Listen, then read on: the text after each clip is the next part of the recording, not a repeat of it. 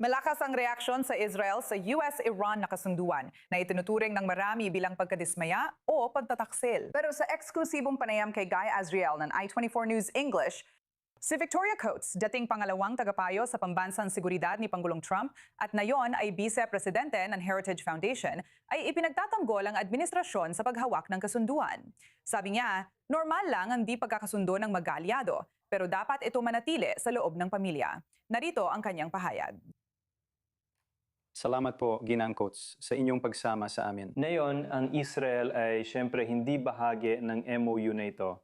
At sa katunayan, hindi rin agad na ipaalam sa Israel ang mga detalye ng MOU hanggang sa pinakahuling sandali. Hindi mo maiiwasan ang pakiramdam na marami sa Israel, lalo na sa pamunuan. Ay nakikita ang MOU na ito at ang paraan ng paghawak sa lahat ng ito bilang isang malaking pagkadismaya. Ang ilan ng sarilinan ay gagamit pa nga ng salitang pagtataksil. Paano mo nakikita ang paraan ng pamahalaan ng US sa pamamahala ng mga negosasyong ito na iniiwan ng Israel at marahil ay hindi laging isinasaalang-alang ang interes ng Israel sa mga pasunduang naabot? Sa tingin ko, mahalaga para sa Israel at Estados Unidos na pareho kaming mga soberanong bansa. Halimbawa, sinasabi ng mga Iranian na ang Israel ay ekstensyon ng Estados Unidos at hindi ninyo maipagkaiba ang dalawa. Ngayon, may kanya-kanya na kaming interes. Mayroon kayong mga regional na interes dito sa Israel. Kami naman ay may mas malawak na interes sa mga lugar na kasing layo ng Asya at Europa. Ngunit kailangan din naming balansehin ang mga iyon. Kaya hindi na katakataka kung may hindi tayo mapagkasunduan. Madalas akong magkaroon ng hindi pagkakasundo sa mga katapat ko sa Israel noong unang termino ni Trump, pero laging parang alitan lang sa pamilya. Sa tingin ko, mahalaga na panatilihin natin ang hindi pagkakasundo sa pamilya. Mayroong ibig kong sabihin iba't ibang dahilan at maaring hindi mailabas ng maaga ang draft ng isang MOU. Ulitin ko, ito ay Memorandum of Understanding, hindi isang may bisang tratado. At sa tingin ko, talagang gusto ng Pangulo na maresolba agad ang kasalukuyang sigalot bago ang GPTO meeting na dinaluhan niya kamakailan sa Davos, Pransya. Maraming dahilan pwede nating pag-usapan kung gusto mo. Pero iyon ay isang MOU. Para sa akin, mahalaga ang nilalaman ng Pinal na kasunduan sa nuclear file na magpapababa ng pang-anib para sa ating dalawang bansa. Dito nagkakatugma ang ating interes. Malapit kang pinagkakatiwalaan ng Pangulo at kamakailan lang ay pinuri kanya sa isa sa kanyang post. Ano ang naririnig mo mula sa kanya at ano ang naririnig mo mula sa administrasyon tungkol sa dahilan sa likod ng MOU na ito, lalo na kaugnay ng mga alalahanin sa Israel? Oo, nilalagdaan ko na ngayon lahat ng text ko sa mga anak ko, si Victoria Coates. Lubos akong nagpapasalamat sa salita ng Pangulo. Sa tingin ko, para kay Pangulong Trump, mahalagang malaman ito ng publiko sa Israel.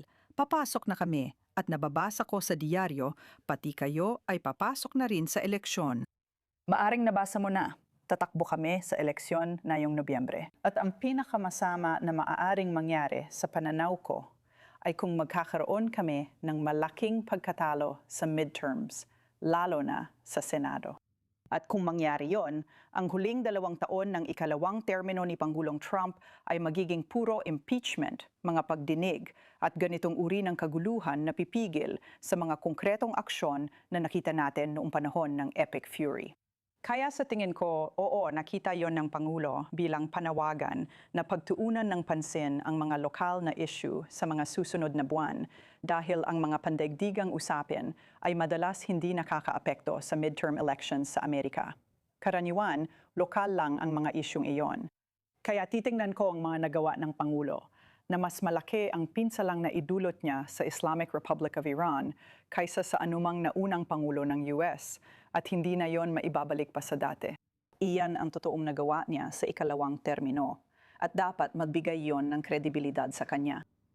Kung isasantabi muna natin ang kasunduang ito, hindi rin natin maiwasan ang katotohanang narinig natin ang ilang kakaibang pahayag mula sa Pangulo, pero lalo na mula sa Vice-Presidente tungkol sa relasyon ng administrasyong ito sa Israel.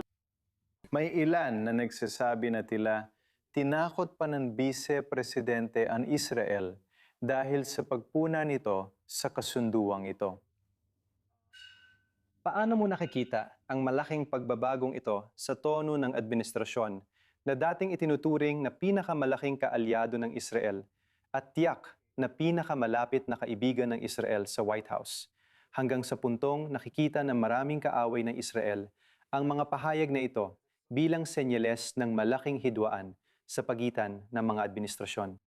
Sa totoo lang, nang hindi binabaliwala ang mga alalahanin dahil naiintindihan ko na naging mahirap ang nakaraang 10 araw para sa relasyon ng US at Israel, mas titingnan ko pa rin ang mga ginawa ni Pangulong Trump, higit pa sa mga sinasabi niya at higit pa sa mga sinasabi ng Vice Presidente. Ibig kong sabihin ang Pangulo ang Commander-in-Chief na nag-utos ng Epic Fury at gumagawa ng mga desisyon dito. Kaya sa tingin ko, iyon ang isang mahalagang punto. At bukod pa doon, sa tingin ko, alam mo na ang relasyon ng dalawang bansa natin ay kailangang lampasan kung sino man ang presidente o punong ministro.